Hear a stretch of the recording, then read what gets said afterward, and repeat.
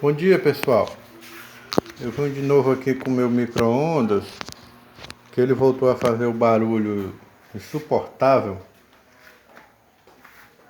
Depois de 2 anos, viu? 2 anos que eu ajeitei, ele voltou com um barulho. Aí dessa vez eu vou mostrar o barulho, depois mostrar ele consertado.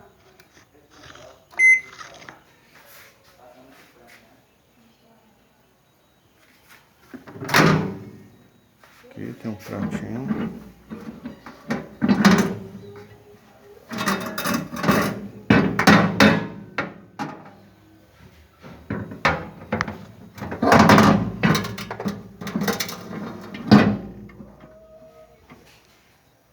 Sujinho que só, mas é porque... assim mesmo. Aí ele fica com esse barulho, gente.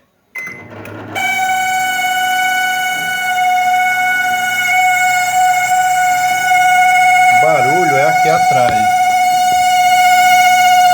Bem aqui tem um ventiladorzinho. Vou parar.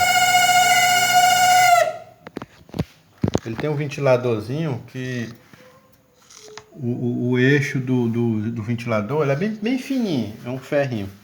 Ele fica roçando no plástico seco. Aí fica fazendo esse barulho. É só abrir ele e tirar essa capa aqui, ó. Tira essa capa todinha. Aí ele é bem aqui o ventiladorzinho, ó, ventilando.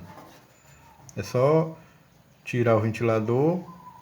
Eu não sei mais nem como foi que eu fiz. Acho que é só uns encaixes mesmo. Aí você tira o ventilador, aí bota um pouquinho de graxa. É melhor graxa, que dura mais. 2 anos atrás eu fiz isso aí. Agora ele vem com esse barulho de novo.